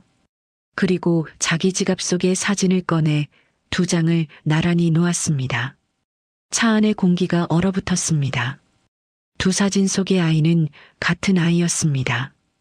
커다란 막대 사탕을 입에 문 채 눈을 찡긋 감고 웃는 모습, 왼쪽 눈 밑에 작은 점, 살짝 기울어진 고개까지. 사진의 크기가 조금 다르고 한 장은 다른 장보다 더 발해 있었지만 아이의 얼굴은 소름이 끼칠 정도로 완벽하게 일치했습니다. 주희의 시선이 사진에서 상구의 얼굴로 올라갔습니다. 사진 속 아이의 눈 밑에 있는 점과 같은 자리, 상구의 왼쪽 눈 밑에도 그 점이 박혀 있었죠. 주희의 입에서 신음 같은 소리가 새어나왔습니다. 떨리는 손이 상구의 얼굴로 뻗어나갔어요. 손가락 끝이 상구의 왼쪽 뺨에 닿았습니다. 거칠고 흉터 자국이 있는 피부였지만 그 아래의 뼈대는 주희가 30년간 기억해온 남편의 얼굴과 닮아 있었죠. 너가. 주희는 상구의 얼굴을 2 손으로 감싸쥐며 비명 같은 오열을 터뜨렸습니다. 성재야, 내 아들 성재가 살아있었던 거니? 그 울음소리가 낡은 트럭 안을 가득 채웠습니다. 30년간 가슴속에 갇혀있던 슬픔이 댐이 터지듯 쏟아져 나오는 거였어요. 주희는 상구의 얼굴을 만지고 또 만지며 사진 속 아이의 모습을 눈앞의 사내에게 겹쳐보았습니다. 눈물이 상구의 손등 위로 뚝뚝 떨어졌죠. 하지만 상구는 주희의 손을 받아들이지 못했습니다. 상구가 주희의 손목을 거칠게 뿌리쳤습니다. 그리고는 운전석 문을 벌컥 열고 밖으로 뛰쳐나갔죠. 강변 벌판 한가운데서 상구가 울부짖었습니다. 나 쓰레기처럼 버려진 게 아니었나요? 갈대밭을 향해 내지르는 절규였습니다. 목이 찢어지는 것 같은 소리였어요. 엄마가 이렇게 멀쩡히 살아있는데 왜 나를 그 지옥 같은 보육원에 처박아 두고 평생을 정가자로 살게 둔 건데요? 왜 나를 안 찾았어요? 상구의 서러움은 30년치였습니다. 부모 없이 자란 보육원의 차가운 밤, 아무도 자기 편이 되어주지 않는 세상, 정가자라는 낙인, 밑바닥에서 구르며 살아온 모든 날들. 그 시간이 통째로 폭발하듯 쏟아져 나왔죠. 상구의 어깨가 들썩였습니다. 주먹으로 허벅지를 내려치며 쓰러지듯 무릎을 꿇었어요. 주희가 트럭에서 내려 비틀거리며 상구에게 다가갔습니다. 주희도 울고 있었어요. 무릎 꿇은 상구 앞에 같이 주저앉으며 가슴을 쥐어뜯듯 움켜쥐며 말했습니다. 아니야, 성재야. 엄마가 널 버린 게 아니야. 최 이사가, 그 사람이 내 아버지는 물론이고 너까지 불길 속에서 나오지 못했다고 했어. 화재가 너무 커서 수습할 게 없었다고 신원미상의 유골을 가져와 내 것이라며 직접 장례까지 치렀단다. 나는 정말 믿었어. 30년을 그렇게 믿고 살았어. 상구의 울부짖음이 멈췄습니다. 고개를 천천히 들어 주위를 바라보았죠. 눈이 벌겋게 충혈된 채 상구가 낮은 목소리로 되물었습니다. 수습을 했다고요? 멀쩡히 살아있는 나를요? 그 한마디에 모든 것이 맞아떨어졌습니다. 주희의 얼굴에서 슬픔이 걷히고 그 자리를 경악이 채웠어요. 몸이 부르르 떨리기 시작했습니다. 세상에, 그 사람이 널 죽었다고 속이고 보육원에 버린 거였어. 내 아들을, 우리를 갈라놓으려고. 상구의 눈에서 눈물이 마르고 대신 서늘한 분노가 차올랐습니다. 이제 원망의 방향이 바뀌었어요. 엄마가 자기를 버린 게 아니었습니다.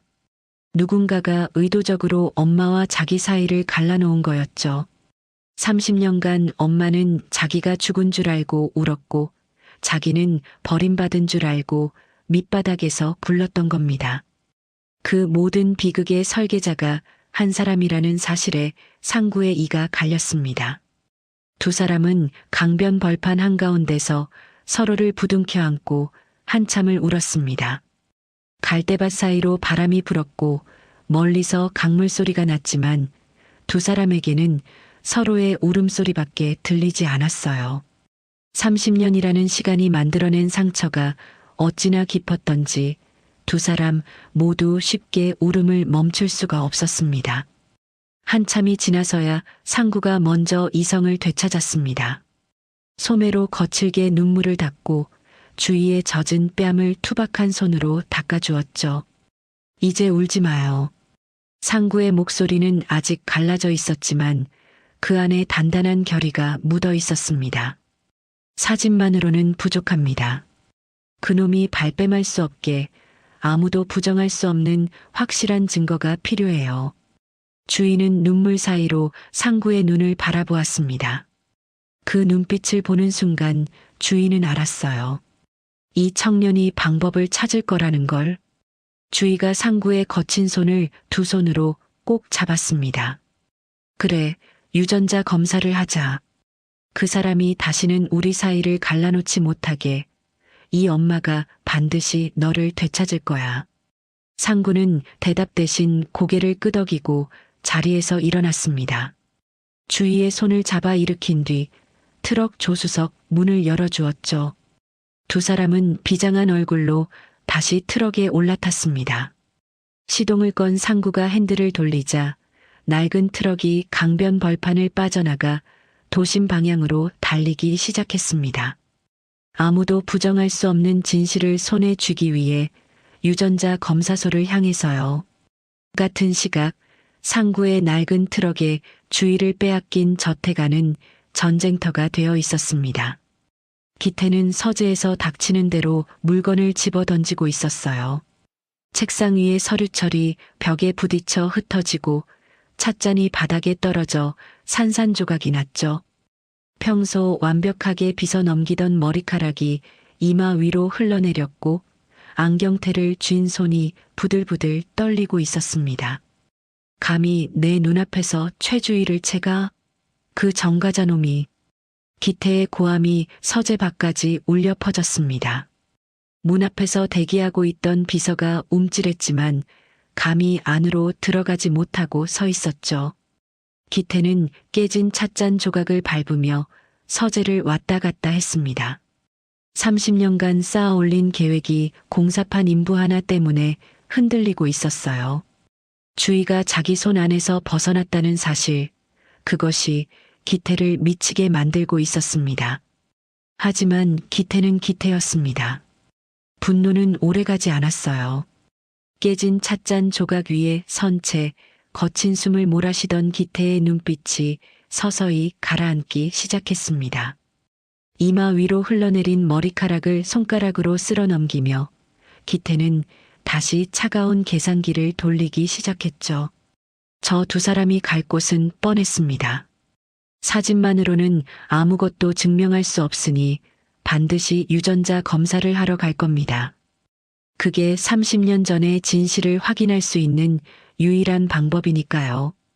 기태의 입꼬리가 비릿하게 올라갔습니다. 이 비서. 기태가 문 밖에 비서를 불렀습니다. 비서가 허리를 숙이며 안으로 들어서자 기태가 낮은 목소리로 명령했죠. 강남 일대 유전자 검사소란 검사소는 싹 다 뒤져. 그놈들이 어디로 갈지 모르니까 가능한 곳은 전부 손을 써놔. 그리고 돈으로 안 되는 놈은 없다는 거 보여주고 와. 비서가 고개를 숙이고 나간 뒤 기태는 깨진 찻잔 위를 무심히 밟으며 창밖을 바라보았습니다. 차가운 미소가 입가에 걸려 있었죠. 아무리 도망쳐봐야 결국 돈 앞에서 무릎 꿇지 않는 인간은 없다는 게 기태의 철칙이었으니까요.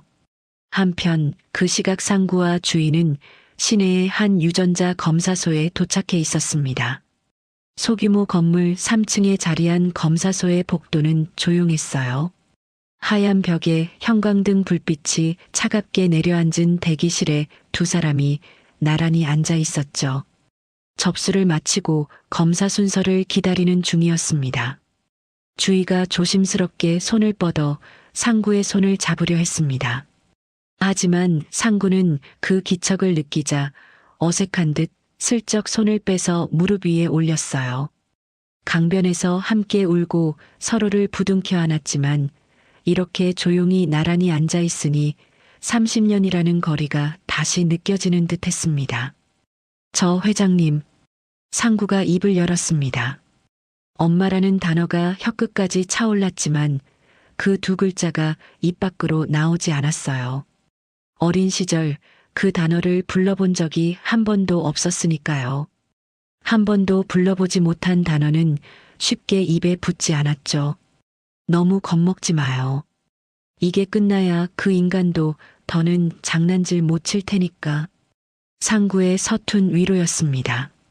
주인은 그런 상구가 더 가슴 아팠어요. 엄마라고 부르지 못하는 아들의 어색함, 위로의 말조차 투박하게밖에 하지 못하는 그 서투름이 30년간 떨어져 있었던 시간의 무게를 고스란히 보여주고 있었으니까요. 주인은 대답 대신 눈물을 닦고 고개를 끄덕였습니다. 곧 접수 번호가 호출되었고 두 사람은 검사실 안으로 들어갔습니다. 구강 안쪽을 면봉으로 문지르는 간단한 채취였어요. 5분도 채 걸리지 않았죠. 직원이 샘플을 밀봉하고 접수 번호를 적는 모습을 주인은 기도하는 심정으로 지켜보았습니다.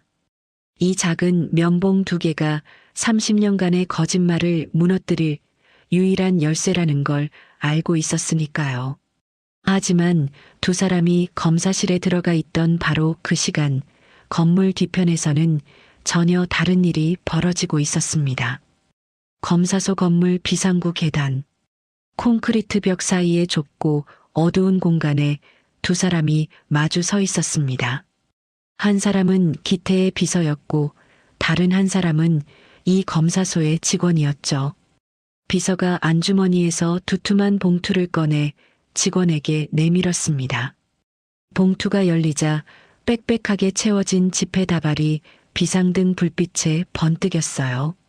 오늘 접수된 강상구와 최주희 샘플, 무조건 친생자 관계 성립 안 되므로 결과를 받고 기록지 조작도 상관없어. 결과만 제대로 가져오면 남은 잔금도 바로 입금한다. 비서의 목소리는 낮고 단호했습니다. 직원은 봉투 안의 돈을 힐끗 내려다보았어요. 손가락이 움찔거렸죠. 월급 몇 달치는 좋게 되어 보이는 금액이었습니다. 직원은 주변을 두리번거리다 비굴하게 고개를 숙이며 봉투를 챙겼습니다. 비서가 사라진 뒤 직원은 비상구 문을 열고 복도로 돌아왔습니다. 이미 상구와 주위의 샘플은 분석실로 넘어가 있었죠.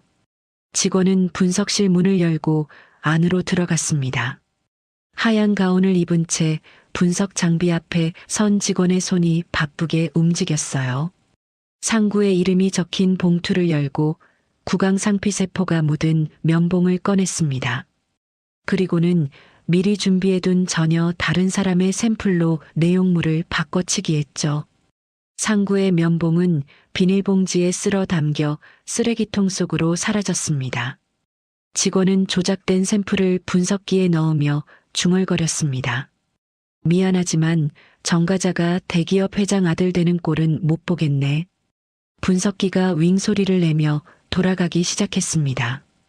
이제 이 기계가 내놓을 결과는 정해져 있었죠.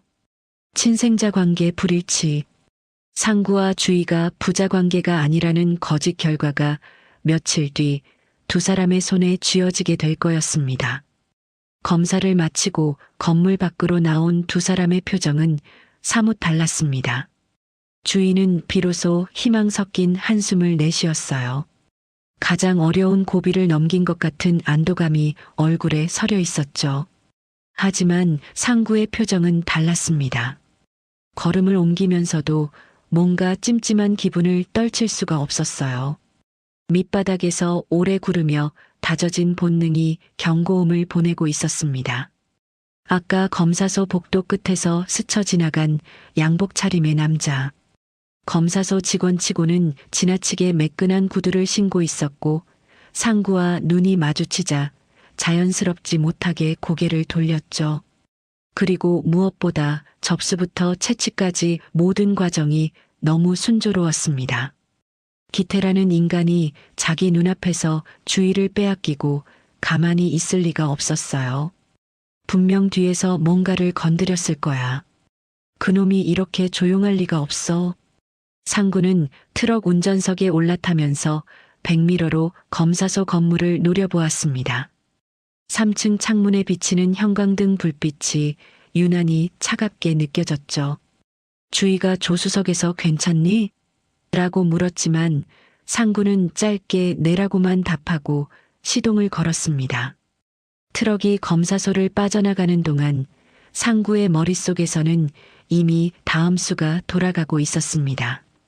검사 결과를 기다리기만 해서는 안 된다는 직감. 기태가 판을 짠다면 자기도 판을 준비해야 한다는 확신. 상구의 눈이 서늘하게 가라앉았습니다. 검사소를 빠져나온 트럭이 시내 도로에 접어들었을 때 상구의 휴대전화가 진동했습니다. 화면에 뜬 이름은 동생 중 하나였어요. 상구는 검사소에 가기 전 동생 한 명을 미리 건물 주변에 심어두었죠. 혹시 모를 상황에 대비해서요.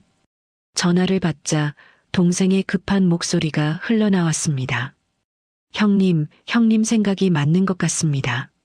아까 형님 들어가시고 얼마 안 돼서 검은색 세단 한 대가 검사소 뒷골목에 들어왔어요. 양복 입은 놈이 내려서 비상구 쪽으로 들어갔다가 10분쯤 있다 나왔는데 차 번호 찍어놨습니다. 가온그룹법인 차량이에요. 상구의 눈빛이 서늘하게 가라앉았습니다. 역시나 아까 복도에서 느꼈던 그 찜찜함이 틀리지 않았던 겁니다. 기태는 이미 손을 쓰고 있었어요. 검사소에 사람을 보내 뭔가를 건드린 거죠. 상구는 운전대를 쥔 손에 힘을 주며 전화 너머 동생에게 짧게 말했습니다. 잘했다. 그놈 얼굴도 찍었지? 당연하죠. 얼굴, 차 번호, 들어가고 나온 시간까지 다 찍어놨습니다. 좋아. 그거 절대 날리지 마. 나중에 쓸 때가 있다. 전화를 끊은 뒤 조수석의 주희가 불안한 눈으로 상구를 바라보았습니다. 상구의 표정이 검사소 안에 있을 때와 완전히 달라져 있었으니까요. 상구는 잠시 망설이다가 솔직하게 말했습니다. 회장님, 최 이사가 가만히 있지 않은 것 같습니다. 주희의 얼굴이 하얗게 질렸어요. 아마 며칠 뒤에 나올 검사 결과는 우리가 원하는 게 아닐지도 몰라요. 그 인간이 검사소에 손을 댄 것 같습니다. 주희의 손이 무릎 위에서 떨리기 시작했습니다. 겨우 희망을 품었는데 그 희망마저 기태에게 빼앗기게 되는 건가? 주희가 떨리는 목소리로 물었죠. 그러면 어떻게 하니? 검사 결과가 조작되면 우리는... 회장님, 상구가 주희의 말을 조용히 끊었습니다. 그리고 전방을 응시한 채 단호한 목소리로 말했어요. 저 인간들이 판을 짰으면 우리는 그 판을 뒤집으면 됩니다. 제가 방식대로 한 번 더 움직여 볼게요. 상구는 트럭을 도심 외곽의 한적한 주차장으로 돌렸습니다. 주차장 한쪽 구석에 트럭을 세우고 동생에게 다시 전화를 걸었죠. 이번에는 다른 동생이었습니다. 채취 키트 구해놨냐? 가져와. 지금 바로. 30분쯤 지나자 오토바이 한 대가 주차장으로 들어왔습니다. 동생이 건넨 것은 밀봉된 구강 채취 키트 2세트였어요. 인터넷에서도 살 수 있는 일반 검사 키트였지만 상구에게는 이것이 마지막 보험이었습니다. 상구는 트럭 실내등을 켜고 키트를 펼쳤습니다. 희미한 불빛 아래서 2개의 면봉과 밀봉 봉투가 보였죠. 아무도 모르는 곳에 하나 더 의뢰할 겁니다. 이번에는 최 이사가 손댈 수 없는 곳으로요. 대학병원 2군데에 따로 보낼 거고 제 동생들이 직접 병원에 가서 접수부터 분석까지 기계 앞을 지키게 할 겁니다. 주인은 상구의 말에 고개를 끄덕이며 입을 벌렸습니다. 상구가 새 면봉으로 주위의 구강 안쪽을 조심스럽게 채취했어요. 그 다음 자기 것도 채취해서 각각 별도의 봉투에 밀봉했죠. 봉투 위에 번호만 적고 이름은 쓰지 않았습니다. 누구의 샘플인지 외부에서는 알 수 없도록 하기 위해서였어요. 상구는 밀봉된 봉투 2세트를 동생에게 건네며 말했습니다. 각각 다른 동생이 직접 가서 접수해. 접수할 때 내 이름이나 회장님 이름 절대 쓰지 마. 번호로만 접수하고 결과 나올 때까지 한 놈이 병원 로비에서 지키고 있어. 누가 접근하든 절대 눈 떼지 마. 동생이 봉투를 받아들며 고개를 끄덕였습니다. 오토바이가 주차장을 빠져나가는 뒷모습을 바라보며 상구는 속으로 생각했죠. 기태가 아무리 돈으로 사람을 매수해도 대학병원 2곳을 동시에 손댈 수는 없을 거라고. 설령 한 곳이 뚫리더라도 다른 한 곳이 살아있으면 진실은 지켜진다고. 며칠이 흘렀습니다. 상구는 주위를 동생 한 명이 관리하는 작은 원룸에 머물게 했어요. 저택으로 돌아가면 기태의 소나기에 다시 잡힐 테니까요. 주인은 난생 처음 겪어보는 좁고 낡은 방이었지만 기태의 저택보다 이곳이 더 편하다고 했습니다. 적어도 여기에는 자기를 감시하는 눈이 없었으니까요. 그리고 예상대로 기태에게서 연락이 왔습니다. 주희의 휴대전화가 울렸을 때 상구도 옆에 있었어요. 주희가 전화를 받자 기태의 목소리가 흘러나왔습니다. 차분하고 여유로운 승리를 확신하는 사람의 목소리였죠. 회장님, 유전자 검사 결과가 나왔습니다. 주희의 손이 떨리기 시작했어요. 마음이 아프지만 사실대로 말씀드리겠습니다. 그 청년은 회장님과 아무런 혈연 관계가 없는 것으로 확인되었습니다. 회장님을 이용하려 한 사기꾼이 맞았던 거예요. 주희의 얼굴에서 핏기가 빠졌습니다. 검사 결과가 조작될 거라고 상구에게 미리 들었는데도 막상 기태의 입에서 그 말이 나오니 가슴이 무너지는 것 같았어요. 기태는 거기서 멈추지 않았습니다. 곧 주주총회가 열립니다. 그 자리에서 모든 사람 앞에 이 결과를 공개하고 이 소동을 깨끗이 마무리하겠습니다. 회장님도 참석해 주셔야 합니다. 전화가 끊긴 뒤 주인은 손을 떨며 상구를 바라보았습니다. 눈에 눈물이 그렁그렁 맺혀 있었죠. 상구는 아무 말 없이 품 안에서 서류 봉투 하나를 꺼냈습니다. 아직 뜯지 않은 봉투였어요. 대학병원에서 도착한 것이었지만 상구는 일부러 열어보지 않고 있었습니다. 기태 씨가 주주총회에서 판을 벌이겠다면 우리도 거기서 뒤집으면 됩니다. 상구의 목소리에는 떨림이 없었습니다. 조용하지만 단단한 결전을 앞둔 사람의 목소리였죠. 주주총회 당일 아침이 밝았습니다. 상구는 동생이 구해다 준 검은색 수트를 입고 거울 앞에 섰습니다. 평생 작업복과 낡은 점퍼만 걸쳐왔던 사람이 처음으로 정장을 입은 거였어요. 거울 속에 자기 모습이 낯설었습니다. 시멘트 가루 대신 매끄러운 천이 어깨를 감싸고 안전화 대신 깔끔한 구두가 발을 감쌌죠. 하지만 얼굴은 그대로였습니다. 광대뼈의 오래된 흉터도 왼쪽 눈 밑에 작은 점도 밑바닥에서 구르며 새겨진 모든 흔적이 고스란히 남아 있었어요. 상구는 거울 속 자기 눈을 똑바로 바라보았습니다. 품 안에는 동생들이 밤새 확보한 영상이 담긴 USB가 있었고 그 옆에는 대학병원에서 온 아직 뜯지 않은 서류 봉투 2개가 나란히 들어 있었죠. 상구는 그것들을 수트 안주머니에 깊숙이 집어넣었습니다. 이제 돌려받으러 갑시다. 뺏긴 내 이름 그리고 우리 어머니의 30년. 상구가 낮게 음조렸습니다. 문 밖에서 주희가 기다리고 있었어요. 주희도 단정한 차림을 하고 있었지만 얼굴에는 불안과 결의가 반반씩 섞여 있었죠. 두 사람은 서로를 바라보며 고개를 끄덕였습니다. 말은 필요 없었어요. 동생이 준비한 차가 건물 앞에 대기하고 있었습니다. 낡은 트럭이 아닌 이번만큼은 깔끔한 검은색 세단이었죠. 상구가 뒷좌석 문을 열어 주희를 먼저 태우고 자신도 옆에 올라탔습니다. 차가 출발하자 창밖으로 아침 햇살이 쏟아져 들어왔어요. 가온그룹 본사 건물을 향해 달리는 차 안에서 상구는 안주머니 위를 손바닥으로 지그시 눌렀습니다. 봉투의 모서리가 손끝에 느껴졌죠. 이 안에 담긴 결과가 무엇인지 상구는 아직 확인하지 않았습니다. 열어볼 겨를이 없었던 것도 있지만 솔직히 말하면 두려웠던 것도 사실이었어요.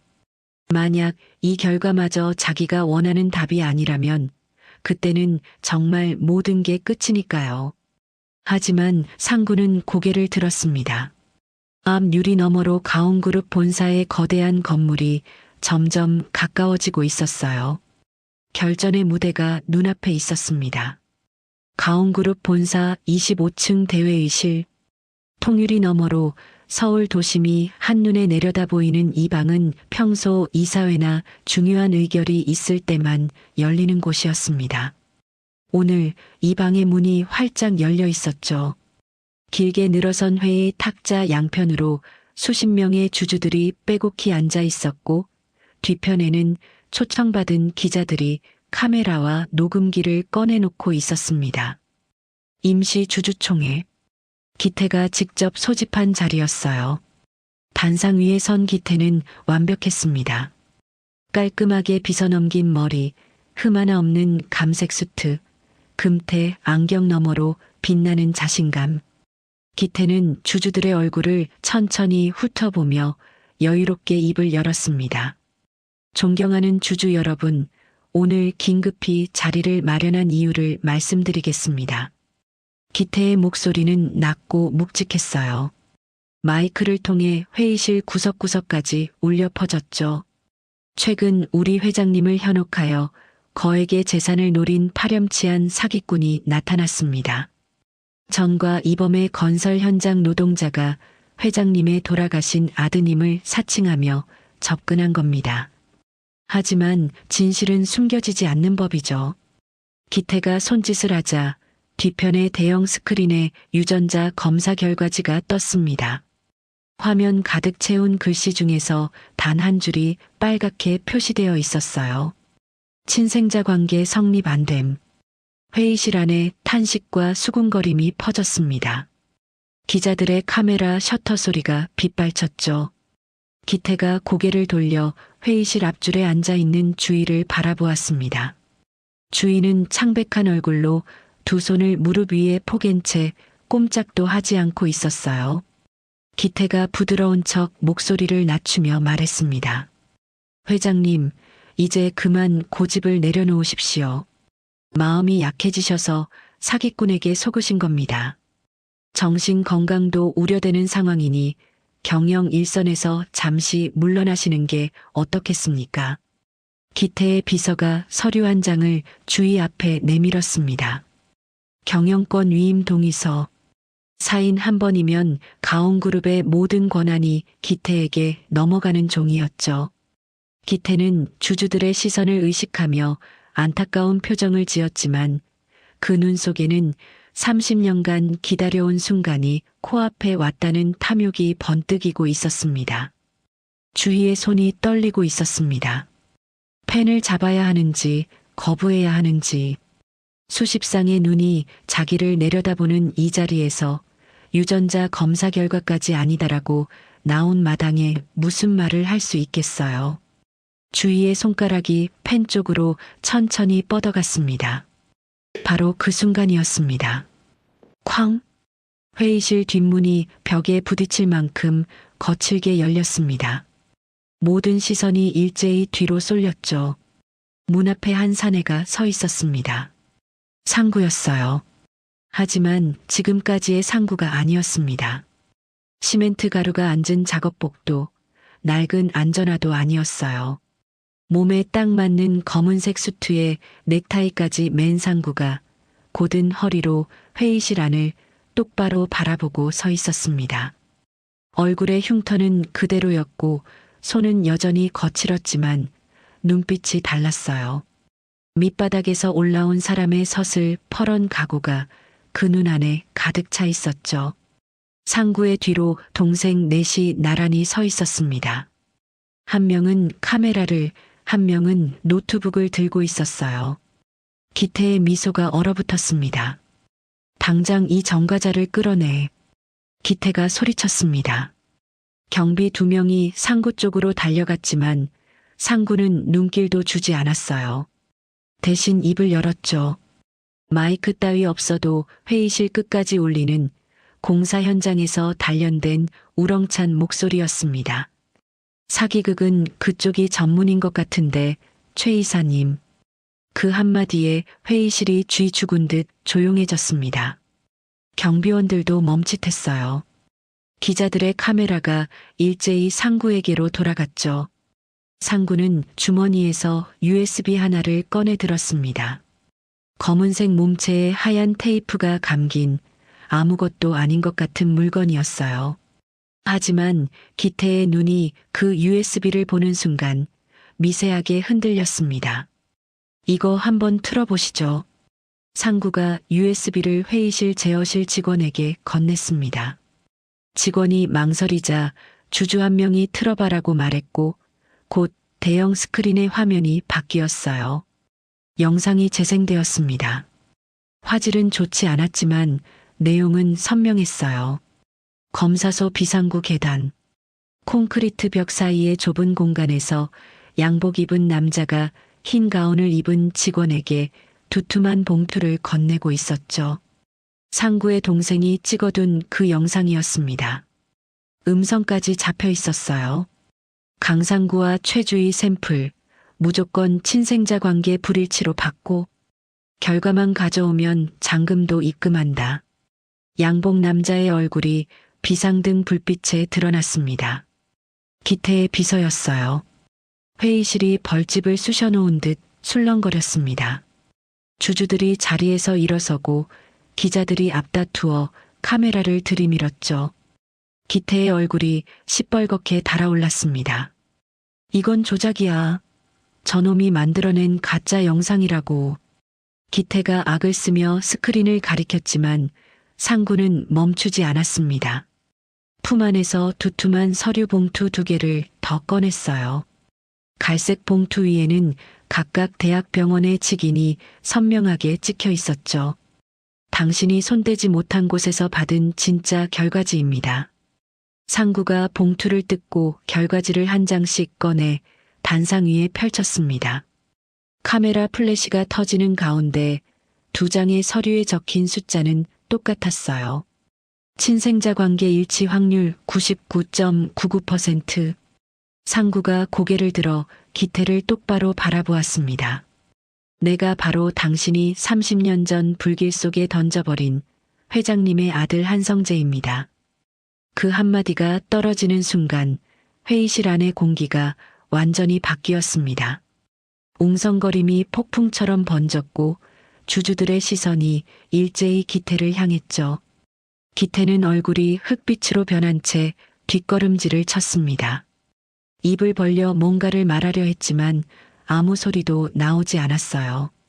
앞줄에 앉아있던 주희가 자리에서 일어섰습니다. 비틀거리는 다리로 단상 쪽으로 걸어갔어요. 경영권 위임 동의서 따위는 거들떠보지도 않았습니다. 주희의 눈에는 오직 상구만 보였죠. 단상 앞에 다다른 주희가 상구의 2 손을 덥석 잡았습니다. 거칠고 굳은 살 박힌 큰 손. 30년 전 사탕을 쥐고 있던 그 작은 손이 이렇게 커졌습니다. 주희의 눈에서 참아왔던 눈물이 줄줄 흘러내렸어요. 내 아들이 맞습니다. 한성재. 그 울음소리가 마이크에 실려 회의실 전체에 퍼졌습니다. 기자들도 주주들도 경비원들도 아무 말을 하지 못했어요. 카메라 셔터 소리만이 침묵 속에서 쉴 새 없이 울렸죠. 그 사이 회의실 양쪽 문으로 사복 형사들이 조용히 들어오고 있었습니다. 상구의 동생이 사전에 넘긴 증거 영상과 서류를 검토한 경찰이 체포영장을 발부받아 대기하고 있었던 거예요. 형사 2명이 기태의 양팔을 잡았습니다. 기태는 힘없이 고개를 떨구었죠. 30년간 쌓아올린 왕국이 몇 분 만에 무너져 내리는 순간이었습니다. 기태가 끌려나가기 직전 상구가 천천히 다가갔습니다. 기태의 귀에 입을 가까이 대고 회의실 안에 누구에게도 들리지 않을 만큼 낮은 목소리로 속삭였습니다. 당신이 나를 보육원에 버린 그날부터 난 매일 밑바닥에서 살아남았어. 왜 살아야 하는지도 모른 채 그냥 죽지 않으려고 버텼다. 상구의 목소리는 담담했습니다. 분노도 증오도 아닌 30년이라는 시간의 무게가 그대로 실린 목소리였죠. 이제 당신 차례야. 형사들이 기태를 회의실 밖으로 데리고 나갔습니다. 기태의 구두 소리가 복도에서 점점 멀어지고 마침내 아무 소리도 들리지 않게 되었을 때 상구는 돌아섰습니다. 주희가 거기 서 있었습니다. 눈물로 범벅이 된 얼굴, 하지만 30년 만에 처음으로 안개가 거친 듯 맑아진 눈. 상구는 소매로 주희의 젖은 뺨을 투박하게 닦아주었습니다. 곱게 쓰는 법을 몰라서 거친 손으로 눈물을 문지르듯 닦는 게 전부였지만 주희는 그 서툰 손길에 다시 눈물이 차올랐어요. 상구의 입술이 달싹거렸습니다. 혀끝에서 맴돌기만 하던 그 2 글자가 처음으로 입 밖을 나왔습니다. 회장님이 아니라. 상구의 목소리가 갈라졌어요.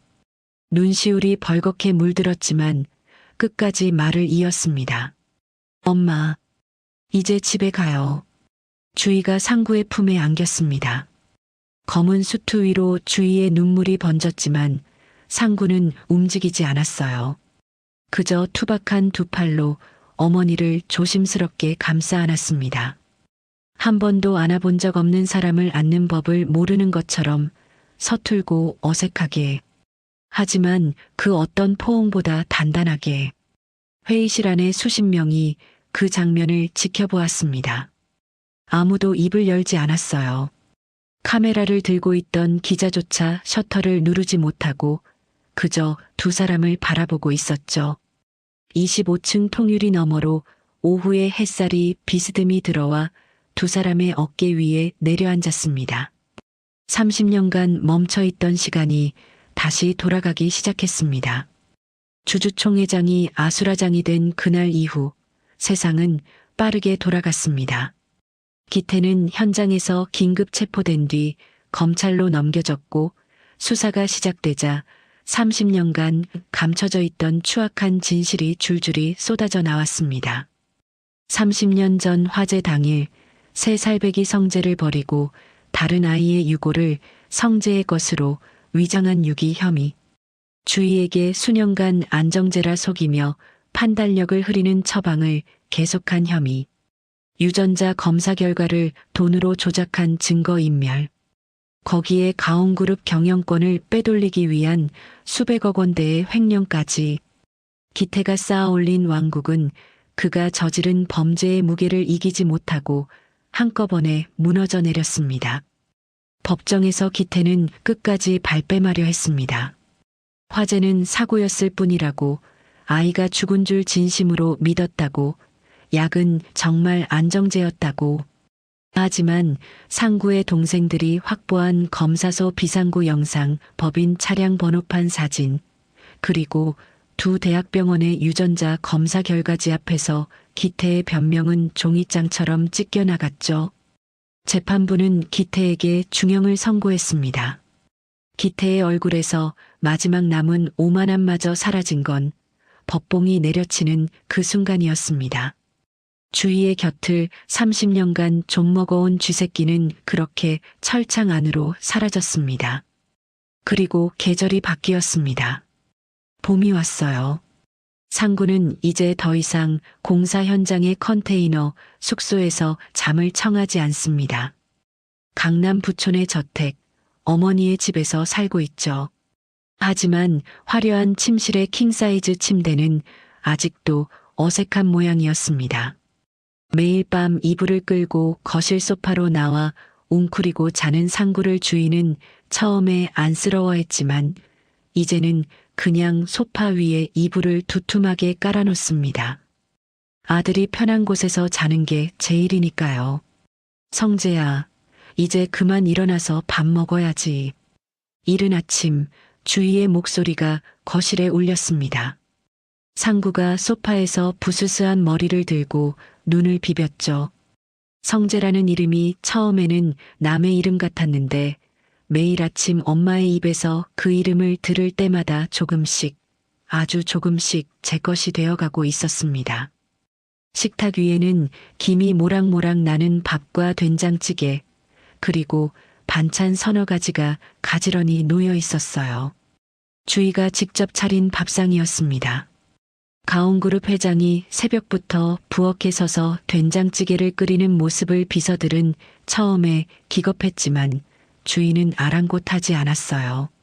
30년간 차려주지 못한 밥상이었으니까요. 상구는 식탁 앞에 앉아 수저를 들었습니다. 된장찌개를 한 숟갈 떠서 입에 넣는 순간 목구멍이 뜨거워지는 걸 느꼈죠. 맛 때문이 아니었어요.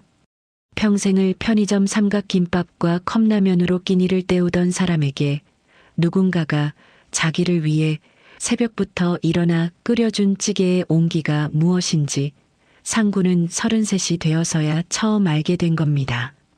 상구는 울컥하는 마음을 꾹 누르며 밥그릇을 비웠습니다. 주인은 맞은편에서 아들이 밥 먹는 모습을 가만히 바라보았어요. 그것만으로도 눈물이 차올랐지만 오늘은 참았습니다. 아들 앞에서 울기만 하는 엄마는 되고 싶지 않았으니까요. 상구를 도왔던 동생들의 삶도 달라졌습니다. 상구는 주위의 도움을 받아 작은 보안업체를 세웠어요. 보육원 출신의 동생 6명을 정식 직원으로 채용했죠. 어두운 골목에서 주먹을 휘두르던 손으로 이제는 깔끔한 제복의 단추를 잠그고 사람들을 지키는 일을 합니다. 형님, 아니, 본부장님, 오늘 점심은 뭐 드십니까? 아침마다 사무실에 출근하는 동생들이 거수경례를 하며 상구를 맞이했습니다. 상구는 껄껄 웃으며 동생들의 어깨를 툭툭 쳤죠. 나쁜 짓 하지 말고 땀 흘려서 벌자. 보육원 시절부터 상구가 동생들에게 입버릇처럼 하던 말이 드디어 현실이 된 겁니다. 제복을 입고 당당하게 걸어다니는 동생들을 볼 때마다 상구는 이 모든 게 꿈이 아닌가 싶을 때가 있었어요. 하지만 아침에 눈을 뜨면 엄마의 밥 짓는 소리가 들리고 출근하면 동생들이 웃으며 인사하는 이 일상이 상구에게는 꿈보다 더 비현실적인 진짜 현실이었습니다. 어느 화창한 주말이었습니다. 상구는 주희와 함께 차에 올랐어요. 목적지는 경기도 외곽의 조용한 묘원이었습니다. 30년 전 화재로 세상을 떠난 아버지가 잠든 곳이죠. 묘원에 도착했을 때 봄바람이 잔디밭 위를 부드럽게 쓸고 지나갔습니다. 벚꽃잎이 바람에 날려 묘비 위에 사뿐히 내려앉았어요. 주인은 남편의 묘비 앞에 무릎을 꿇고 묘비의 글씨를 손끝으로 천천히 쓸어내렸습니다. 그러고는 참아왔던 눈물을 흘리며 입을 열었죠. 여보, 우리 아들. 당신이 그 불길 속에서 목숨 걸고 구하려 했던 우리 성재가 이렇게 멋지게 커서 돌아왔어요. 주희의 목소리가 떨렸지만 그 안에는 슬픔만 있는 게 아니었습니다. 30년간 묻어두었던 말을 마침내 꺼내놓는 사람의 안도와 감사가 함께 배어 있었죠. 상구는 주희의 옆에 조용히 무릎을 꿇었습니다. 묘비 앞에 절을 올리고 거친 손을 무릎 위에 올려놓은 채 한참을 말없이 앉아 있었어요. 상구는 아버지의 얼굴을 기억하지 못합니다. 3살의 기억은 어디에도 남아있지 않았으니까요. 하지만 이 사람이 불길 속에서 자기를 구하려 했다는 사실 하나만으로 상구의 가슴 속에는 한 번도 느껴보지 못했던 따뜻함이 차올랐습니다. 아버지, 저 버려진 거 아니었더라고요.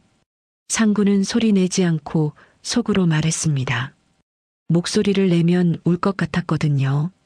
늦었지만 이제 제가 엄마 옆에 딱 붙어서 지키겠습니다. 평생 어디 안 갑니다. 걱정 마세요. 상구의 투박한 손 위로 주희의 가녀린 손이 겹쳐졌습니다. 두 사람은 아무 말 없이 묘비 앞에 나란히 앉아 봄바람을 맞았습니다.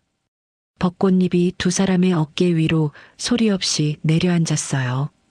돌아오는 길 차 안은 조용했습니다.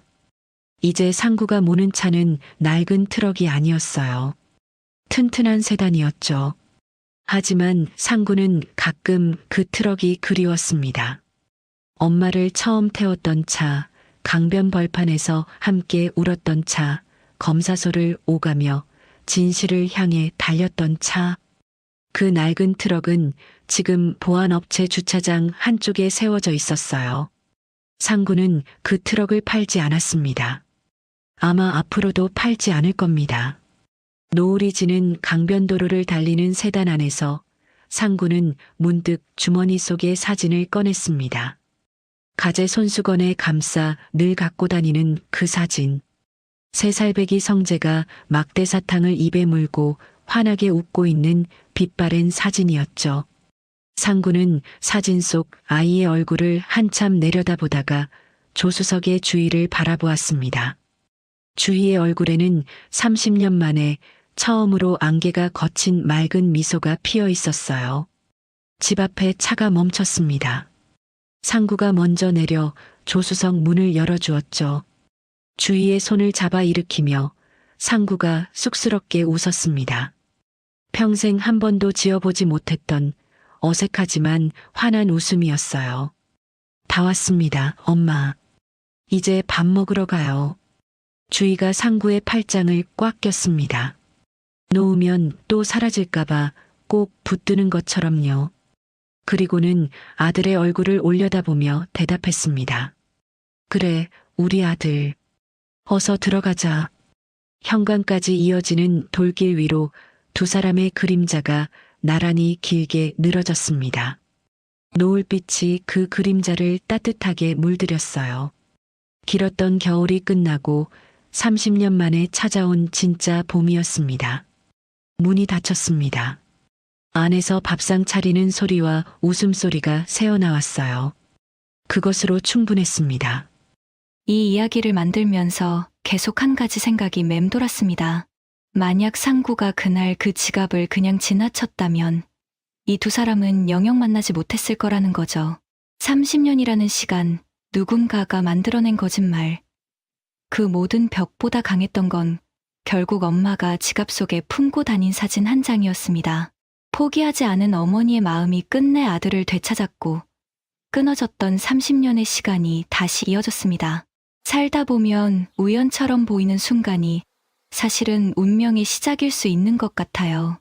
오늘의 이야기가 공감되셨다면 구독과 좋아요 한 번씩만 부탁드릴게요. 더 좋은 이야기로 인사드리겠습니다. 인생나날이었습니다.